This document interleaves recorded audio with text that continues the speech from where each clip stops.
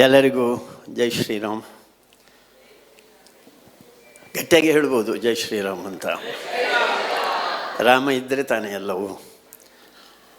ಒಂದು ಅದ್ಭುತವಾದಂಥ ಕಾರ್ಯಕ್ರಮದಲ್ಲಿ ಭಾಗಿಯಾಗುವಂಥ ಒಂದು ಅದೃಷ್ಟ ನನಗೆ ಸಿಕ್ಕಿದೆ ಅಂತ ಅಂದ್ಕೊಳ್ತೇನೆ. ಪರಮಪೂಜ್ಯ ಸ್ವಾಮೀಜಿಯವರು ಅವರು ಸಂಗೀತಗಾರರೇ. ಅವರ ಸಮ್ಮುಖದಲ್ಲಿ ಈ ಸಂಗೀತೋತ್ಸವದ ಕಾರ್ಯಕ್ರಮ ನಡೆದಿದೆ. ನನಗೆ ಮತ್ತೊಂದು ವಿಶ್ವಾಸ ಬರ್ತಾ ಇದೆ. ಒಂದು ಕಡೆಯಲ್ಲಿ ಅಮ್ಮನವರು ಹೇಳಿದರು, ಮತಾಂತರ ಆಗ್ತಾ ಇದೆ, ಆಕ್ರಮಣಗಳಾಗ್ತಾ ಇದೆ, ನಮ್ಮ ಧರ್ಮ ನಮ್ಮ ಸಂಸ್ಕೃತಿ ಮೌಲ್ಯಗಳು ಉಳಿಯುತ್ತಾ ಅಂತ ಹೇಳುವಂಥ ಕಾಲಘಟ್ಟದಲ್ಲಿ ಈ ಕಾಂಚನ ಒಂದು ರೀತಿ ಹೇಗೆ ಗಂಗೆಗೆ ಗಂಗೋತ್ರಿ ಇದೆ, ಹಾಗೆ ಸಂಗೀತಕ್ಕೆ ಈ ಕಾಂಚನವೇ ಒಂದು ಗಂಗೋತ್ರಿ ಅಂತ ಅಂದ್ಕೊಂಡಿದ್ದೇನೆ ನಾನು.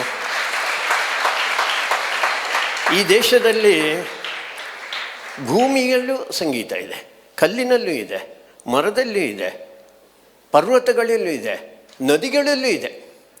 ಇಲ್ಲಿ ಸಂಗೀತ ಇಲ್ಲದ್ದು ಯಾವುದೂ ಇಲ್ಲವೇ ಇಲ್ಲ, ಎಲ್ಲವೂ ಸಂಗೀತಮಯ. ವಿದೇಶದ ಸಂಗೀತಗಳಿದೆ, ಕೇಳಿದ್ರಲ್ಲ, ಏಕ್ ದೋ ತೀನ್ ಚಾರ್ ಪಂಚ, ಅದು ಒಂದು ಸ್ವಲ್ಪ ದಿವಸ, ಆಮೇಲೆ ಅದು ಕೈಕಾಲ ಅಲ್ಲಾಡಿಸಿ ಅದು ಬಿದ್ದು ಹೋಗುತ್ತೆ. ಭಾಗ್ಯದ ಲಕ್ಷ್ಮೀ ಬಾರಮ್ಮ ಎಷ್ಟು ವರ್ಷದಿಂದ, ಅಂದರೆ ನಮ್ಮ ಸಂಗೀತ ನಮ್ಮ ಜೀವನದ ಸಂಗೀತ, ಅದು ಜೀವನಕ್ಕೆ ಪ್ರೇರಣೆ ಕೊಡುವಂಥ ಸಂಗೀತ. ಅದು ಬರೀ ಕೈಕಾಲುಗಳಿಗಿದ್ದರೆ ಹೃದಯಕ್ಕೆ ತಟ್ಟುವಂಥ ಸಂಗೀತ ಇದು. ಅವನ ಮನಸ್ಸನ್ನು ಬೆಳಗಿಸುವಂಥ ಒಂದು ಸಂಗೀತ ಇದು. ಅಂಥ ಸಂಗೀತ ಅದು ಜಗತ್ತನ್ನು ಉದ್ಧರಿಸ್ಬೋದು. ಸಂತೋಷ ರಾಜಶೇಖರ್ನ ಶ್ರೀಮತಿಯವರು ಅಕ್ಕ ಬೆಂಗಳೂರಿನಲ್ಲಿ 2 ಕಡೆಯಲ್ಲಿ ಸಂಗೀತ. ಅವರ ಇನ್ನೊಬ್ಬರು ತಂಗಿ ಅಲ್ಲ, ಅವರು ಅಮೇರಿಕಾದಲ್ಲಿ ಹೋಗಿ ಅಮೇರಿಕನ್ ಆಗುವುದೇ ಒಂದು ದೊಡ್ಡ ಸಂಗತಿ ಅಂತ ತುಂಬ ಜನ ತಿಳ್ಕೊಂಡಿದ್ದಾರೆ. ಇವರು ನಾನು ಭಾರತೀಯಳಾಗೇ ಇರಬೇಕು, ಹಿಂದೂ ಆಗೇ ಇರಬೇಕು ಅಂಥೇಳಿ ಹಿಂದೂ ಚಿಂತನೆಗಳು ಯಾವುದಿದೆ ಸಂಗೀತದ ಮುಖಾಂತರ ಕೊಡುವಂಥ ಕಾರ್ಯ ಮಾಡ್ತಾಯಿದ್ದಾರೆ.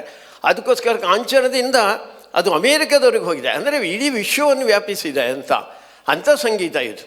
ಅದಕ್ಕೋಸ್ಕರ ನೀವು ಸಂಗೀತದಲ್ಲಿ ನೋಡಿದೆ ನಾನು, ಇಲ್ಲೊಬ್ಬ ಹುಡುಗ, ಅವನು ಮೃದಂಗದಷ್ಟು ಉದ್ದನೂ ಇಲ್ಲ, ಕೂತರೆ ಅಷ್ಟೇ ಕಾಣಿತು. ಏನು ಹೆಸರು? ರಾಮ ಅವನು.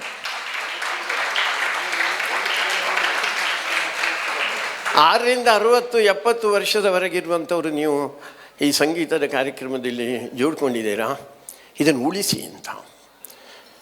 ನಾನೊಂದು ಕಡೆಗೆ ಹೋಗಿದ್ದೆ, ನಾನು ಭರತನಾಟ್ಯ ನೋಡಲಿಕ್ಕೆ ಹೋಗಿದ್ದೆ. ನಾನು ತುಂಬ ಚೆನ್ನಾಗಿ ಭರತನಾಟ್ಯ ಮಾಡಿದರು ಉಡುಪಿಯವರು. ಸ್ವಲ್ಪ ಹೊತ್ತಿನಲ್ಲಿ ನೋಡಿದರೆ, ಸ್ವಲ್ಪ ಸಮಯದಲ್ಲಿ ನೋಡಿದರೆ ಅವರು ಬ್ರೇಕ್ ಡ್ಯಾನ್ಸ್ ಮಾಡಲಿಕ್ಕೆ ಹೊರಟರು. ತಾಕತ್ತಿದೆ ನಮಗೆ. ಒಂದು ಸಲ ನಮ್ಮ ನೃತ್ಯವನ್ನು ಕಲಿತರೆ ಜಗತ್ತಿನ ಯಾವುದೇ ನೃತ್ಯದಲ್ಲಿ ಕೂಡ ನಾವು ಶ್ರೇಷ್ಠರಾಗುವುದು. ಸಂಗೀತನೂ ಹಾಗೆ, ನಾವು ಇದರಲ್ಲಿ ಅಭ್ಯಾಸ ಮಾಡಿದರೆ ಜಗತ್ತಿನ ಯಾವುದೇ ಸಂಗೀತವನ್ನು ಬೇಕಾದ್ರೆ ಹೇಳ್ಬೋದು. ತೆಲುಗು ಸಿನಿಮಾ ಬಂದಿರಲ್ಲ ಒಂದು, ಅದರಲ್ಲಿ ಅವನು ಹಾಡಿದ್ದಾನೆ ಅಲ್ಲ, ನನಗೆ ಅದು ಹೆಸರೆಲ್ಲ ಗೊತ್ತಿಲ್ಲ ನನಗೆ. ಆದರೆ ನೀವು ಮಾತ್ರ ಬಿಟ್ಟುಕೊಡಬೇಡಿ.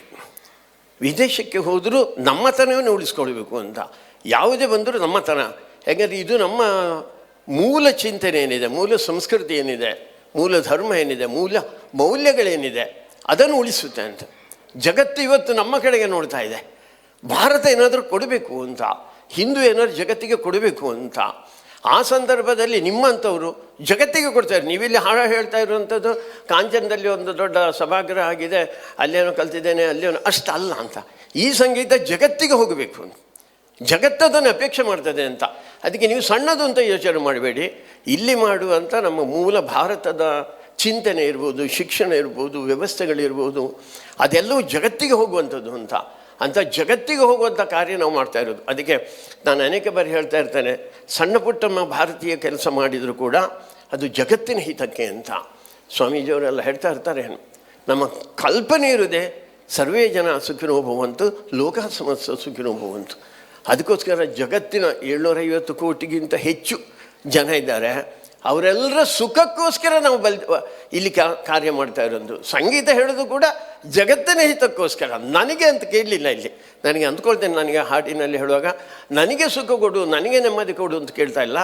ನಾನು ಹೋಗಿ ನಾವು ಆಗುವಂಥದ್ದು ಅಂಥ ಒಂದು ಶ್ರೇಷ್ಠವಾದಂಥ ಕಲೆ ನೀವು ಅದರಲ್ಲಿ ಜೋಡಿಕೊಂಡಿದ್ದೀರಾ, ಪ್ರದರ್ಶನ ಮಾಡಿದ್ದಾರೆ ಅಂತ ಹೇಳ್ತಾ ಇಲ್ಲ ನಾನು.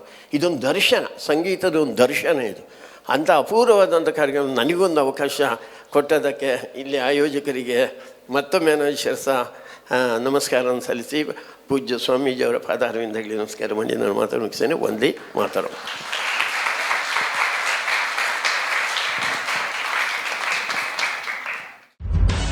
ನಿಖರ ಸುದ್ದಿ, ಸದಭಿರುಚಿಯ ಕಾರ್ಯಕ್ರಮ.